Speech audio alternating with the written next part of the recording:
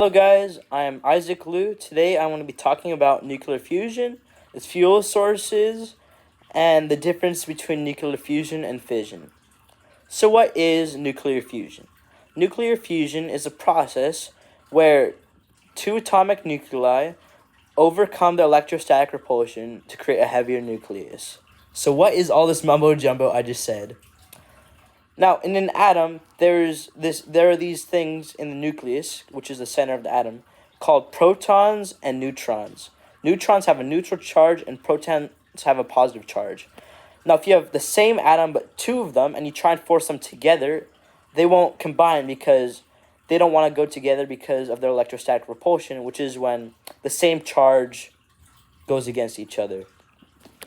So when you send these atoms at very high speeds with very extreme pressures, they combine together to have a heavier nucleus. This is the main idea of nuclear fusion.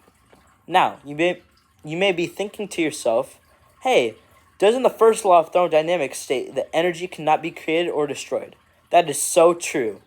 Now, this is not going to contradict that. This other equation is going to help affirm that, while also explaining the reason why we get energy in the process of nuclear fusion, which is Einstein's most famous equation of special relativity, which is E equals mc squared. Energy equals mass times the speed of light squared.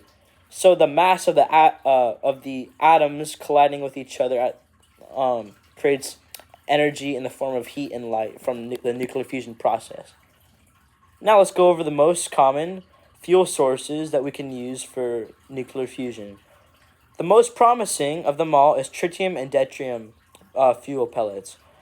Tritium is found in lithiums, which is in your most batteries, and deuterium is found in seawater, which is one of the most abundant things found on Earth.